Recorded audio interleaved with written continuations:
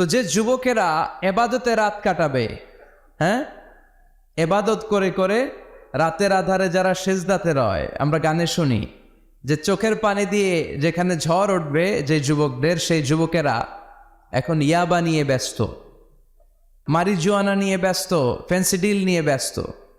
এজন্য এলাকাতে এই ফেন্সিডিলের ব্যবসা, ইয়াবার ব্যবসা, এগুলোকে সংঘবদ্ধ হতে দিবেন না। জনপ্রতিনিধি কেউ আসছেন কিনা জানি না মঞ্চে, আমি জানি না, এটা আপনাদের দায়িত্ব। আপনারা এলাকার গণ্যমান্য ব্যক্তিবর্গদেরকে নিয়ে ওদের যে স্ট্রং একটা সিন্ডিকেট আছে এটারে ভেঙে দেন, এলাকাটারে সুন্দর করেন, যুবকগুলোরে আল্লাহ আল্লাহ হতে সাহায্য করেন, ঠিক কিনা? তাহলে যুবকদের চরিত্র ধ্বংসের ক্ষেত্রে সবচেয়ে বড় হাতিয়ার হচ্ছে এই মাদক। নাম্বার 2, সেটা হচ্ছে পর্নোগ্রাফি। এখন হাতে হাতে মোবাইল আছে না নাই? এই যে এটা একটা সিনেমা হল, এটার নাম কি? কথা কন। যত সিনেমা আছে সব ঢুকানো যায়, আবার মাহফিলে ঢুকানো যায়। The choice is yours, the decision is yours.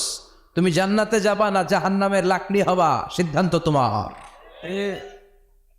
এগুলোর ভিতরে এখন ব্লু ফিল্ম পাওয়া যায়, ইন্ডিয়ান নায়িকাদের নেকেড সিনারি পাওয়া যায়, যায় না? কথা কন। যুবক ভাইরা, এগুলো থেকে তোমাদের বেঁচে থাকতে হবে। তোমরা আগামী দিনের সম্ভাবনা, তোমাদেরকে অনেক দূর যেতে হবে। You have to make a very bright career for your society, for your family, for your country. তোমাদেরকে অনেক দূর যেতে হবে।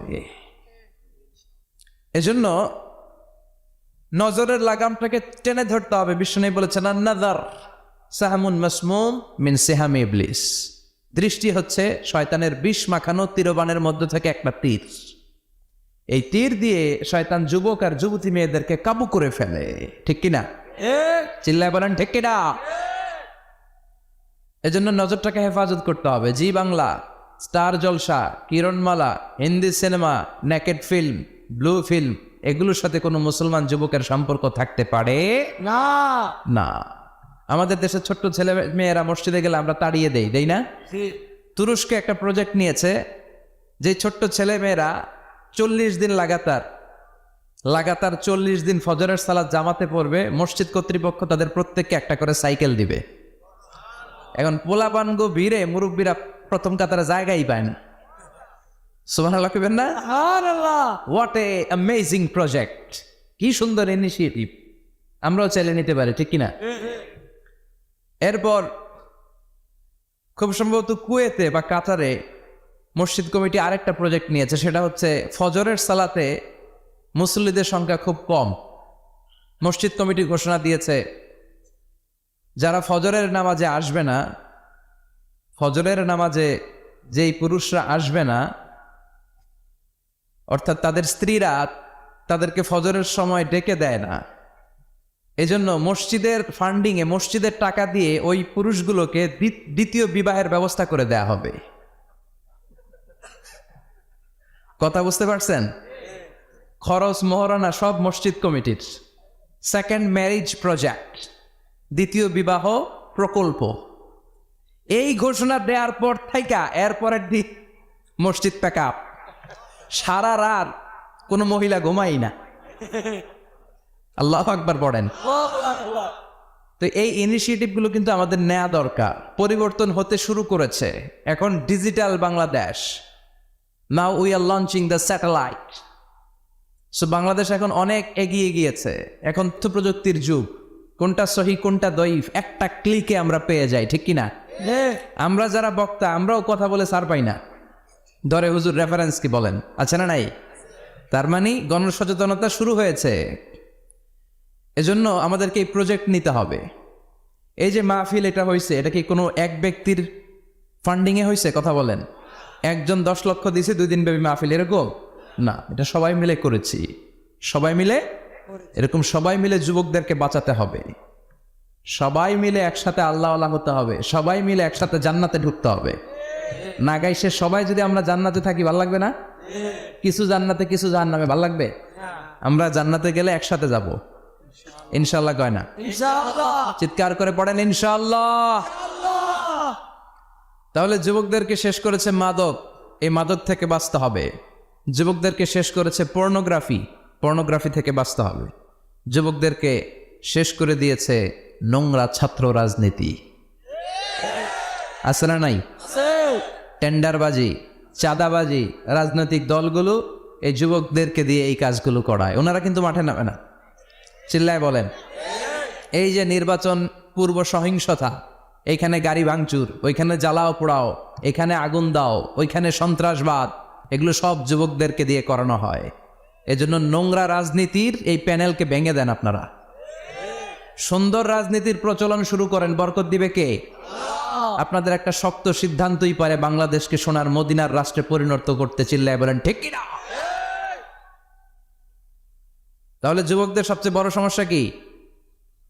মাদক, তারপর পর্নোগ্রাফি, 3 নম্বরে নোংরা ছাত্র রাজনীতি, 4 নম্বরে লেট ম্যারেজ, আছে না নাই?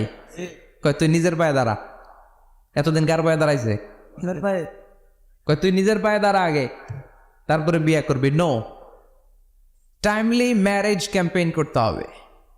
যুবক হওয়ার সাথে সাথে সোসাইটির অর্থায়নে ওকে বিয়ের ব্যবস্থা করে দিতে হবে। বিষ্ণু ইসলাম বিয়েকে অনেক সহজ করেছেন, অনেক সহজ করেছেন। এক সাহাবী বললে, ইয়া রাসূলুল্লাহ বিয়ে করব। বিষ্ণু বললেন, হাল্লাকা সাদাক ইয়ানি মাহর, ডু ইউ হ্যাভ দ্য ডোরি? তোমার কি মোহর আছে? কারণ বিয়ে করলে তো মোহর দেয়া লাগবে। সাহাবী বলে, মোহর টোহর কিচ্ছু নাই। কি আছে? কয় আমার সে গরিব এই তল্লাটা কেউ নাই। বিষ্ণু বললেন, ও সাহাবী, কোরআনের কোন সূরা আছে কিনা তোমার কাছে? সাহাবী বলল, নবী কোরআনের অল্প কয়েকটা সূরা আমার মুখস্থ জানা আছে। এক যুবতী মেয়ে বলল, নবী আমি বিয়ে করব। বিষ্ণু বললেন, কোরআন জানো না কি? যুবতী বলে, না কোরআন আমি জানি না। বিষ্ণু বললেন, আমার কাছে ভালো একখানা পাত্র আছে, বিয়ে পড়িয়ে দিলাম। আর মেয়েটাকে বলল, মা তোমার স্বামীর কোনো টাকা নাই, পয়সা নাই, মোহরানা দেওয়ার মতো কিচ্ছু নাই, তুমি কোরআন জানো না, কিন্তু তোমার স্বামীর সিনার ভিতরে কোরআন আছে। তোমার কোরআন জানা নাই, প্রতি রাতে তোমার স্বামী তোমাকে কোরআন শিখায়া দিবে, সূরাগুলো মুখস্থ করায়া দিবে। তোমাকে যে তোমার স্বামী কোরআন শিখায়া দিবে, এটাই হলো রে মা তোর বিয়ের মোহর। স্বামী তোমার টিচার, সে তোমাকে কোরআন শিখায় দিবে, এটা তোমার বিয়ের মোহর। সহজ হয়ে গেল না? কথা বলেন। সবচেয়ে বরকতময় বিয়ে ওই বিয়ে যেই বিয়েতে খরচ কম। শুনতেছেন? হ্যাঁ, আমলের নিয়তে শোনেন। চেঞ্জ লাগবে, পরিবর্তন আনতে হবে আমাদের। ওই বিয়েটা সবচেয়ে বরকতের বিয়ে যেই বিয়েতে মোহরানা কম, যেই বিয়েতে খরচ কম, যেই বিয়ের ভেতরে ধুমধাম কম। ওই বিয়েটারে বরকত দিয়ে পরিপূর্ণ করে দেয় কে? ফাতিমা রাদিয়াল্লাহু তাআলা আনহার সাথে সাইয়েদনা আলীর বিয়ে হলো। ফাতিমাকে যে বিষ্ণু বললেন, আলী আমার কাছে এসে তোমার কথা বলেছে, তুমি কি রাজি? ফাতিমা কোনো কথা বলে না। আবার জিজ্ঞেস করা হলো, কথা বলে না। ফাসাকাতাত, চুপচাপ। 3 বার বিশ্বনবী জিজ্ঞেস করলেন, 3 বারে চুপচাপ। আসসুকুতু নিসফুর রিদা, মেয়েদের চুপ থাকা সম্মতির অর্ধেক। জোরে কোন ঠিক কিনা? কি লজ্জাবতী নারী, কিছু বলেই না, তার মানে বাবা যেটা ডিসাইড করবে ওইটাই। ফাতেমার সাথে সাইয়েদনা আলীর বিয়ে হয়ে গেল। সামান্য কিছু কাপড় পেয়েছেন, সামান্য কিছু দিরহাম পেয়েছেন, সামান্য কিছু মহারানার বিনিময়ে বিশ্বনবীর কন্যা সাইয়্যিদাতু নিসাই আহলিল জান্নাহ, সব নারীদের সর্দারিনী, যে ফাতেমা জান্নাতের দরজার ভেতরে ধাক্কা না দিলে কোনো নারী জান্নাতে প্রবেশ করতে পারবে না। সামান্য কিছু মহারানার বিনিময়ে বিয়ে হয়ে গিয়েছে। কোন সুবহানাল্লাহ। এজন্য বিয়েটারে সহজ করার দরকার আছে না নাই? রাজি আছেন তো? বিয়েটাকে সহজ করতে হবে। এরপরে আরেকটা সমস্যা হচ্ছে বিবাহ বহির্ভূত সম্পর্ক। এটা যুবকদের মধ্যে এখন মহামারী আকার ধারণ করেছে। এখন গার্লফ্রেন্ড বয়ফ্রেন্ড আছে না নাই? সংক্ষেপে এগুলোর কি কয়? জিএফ, জিএফ আর বিএফ। নাগাইর সাথে এগুলো ঢুকে নাই মনে এখনো? হ্যাঁ আছে, আছে। পিডায় আজকে সোজা করে দিয়ে দাম। গার্লফ্রেন্ড আছে কার কার দেখি? হ্যাঁ, ওই যে একটা হাত তুলস, ওরে নোবেল প্রাইজ দেওয়া দরকার।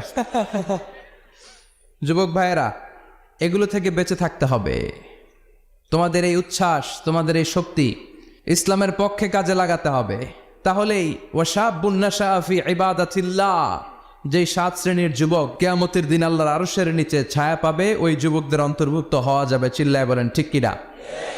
আল্লাহ আমাদের যুবক ভাইদেরকে তুমি হেফাজত করো।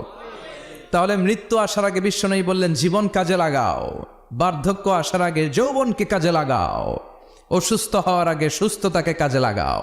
সুবহানাল্লাহ পড়েন।